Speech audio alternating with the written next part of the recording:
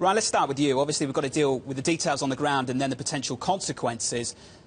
You're the Russia expert. The consequences for Russia, perhaps, going forward. Yeah, unclear at this point. I mean, interestingly, you just heard Tariq there mention the re-election of Sepp Blatter, or coronation, as he put it, expected for Friday. So just a couple of days ago, 2 U.S. senators wrote the delegates, the 209 that will be voting, saying, encouraging them not to re-elect Sepp Blatter because he has been such a staunch supporter of Russia as a host of the 2018 games. Just as recently as April, he met President Putin, Sepp Blatter, and said, hey, any of these politicians that are calling for Russia to not host the World Cup in 2018 should just stay home instead of make these calls if they don't want to come. I mean, interestingly, the conversation about Russia thus far has been focused on Russia's role in Ukraine, and that would be why Russia shouldn't host the 2018 World Cup, and then the other part has been the sanctions, that this would give Russia kind of an economic lifeline, just as the sanctions have been there. I mean, there has been some criticism of Russia on ethics grounds. It was really, sort of the uproar began when Russia was selected. But it's been pretty muted. So unclear what this is going to mean for Russia. I mean, you did hear the point there made that it seems unlikely that FIFA would want to change course at this point in time. Mark, just to go back to the core of the issue, of course, there's a presidential election, and in many ways, things haven't changed. It's just the volume has been turned up radically with today's happenings. I looked back to 1998 when Sepp Blatter first won an election, and even back then there were allegations of vote buying, cash to African delegates. Never proved, never stuck.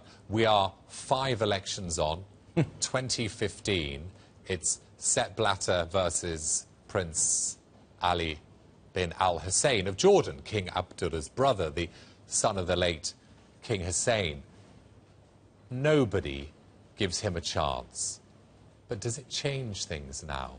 Blatter has been celebrated for what he's done to FIFA's finances. Forget what the reputational damage that's taken place since he took over in 1998, because there's been a whole load of scandals. I could sit here for an hour and tell you about the scandals, but investors and FIFA members, of which there are 209, all of which will be present in FIFA, all of which will be present in Zurich, they look at the finances. And since Blatter took over in 1998, the finances have blossomed. The World Cup is a money-generating machine. Revenues from 4 years before the Brazil World Cup through the World Cup, $5.8 billion.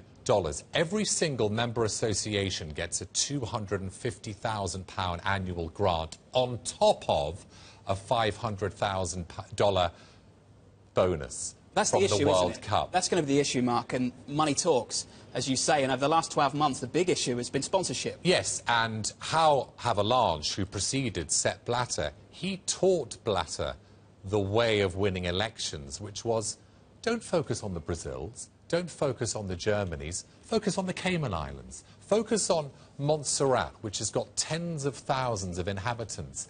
Their vote is equal to the likes of Brazil. So if you focus on Africa, if you focus on the Caribbean, it's far more worthwhile for your cause in trying to be re-elected than focusing on England, which of course dislikes Blatter, or UEFA under Mr. Platini, who's completely vocal in his criticism of Sepp Blatter and FIFA. And it's interesting because I think you'll hear the Russians in the next couple of days say this is just spilt milk, on the behalf of the Americans because they lost out to Qatar for the 2022 World Cup.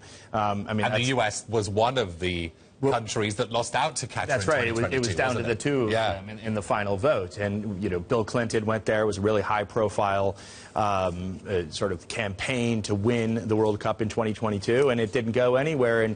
And what, you'll hear the Russians and a lot of the other naysayers say is, well, actually, this is just the United States unhappy with that decision, using its legal power and its global policing capability to try and undo that. By the way, just on the sponsors, there are 6 main sponsors. Coca-Cola is one of them. Visa is one of them as well. Now, Visa recently has come out and said it's gravely concerned about how migrant workers have been treated in the building of stadiums for the Qatar 2022 World Cup. Adidas has stated similar concerns after the awarding of the World Cups in 2018 to Russia and 2022 to 2022 to Qatar. But these are very lucrative, these tournaments for FIFA, and they do benefit the sponsors, and that's why they're being under fire to say more. Will we hear more from the likes of Coca-Cola today? Yeah. Will we hear more from the likes of Visa? Will we hear more from the likes of Adidas, which relies solely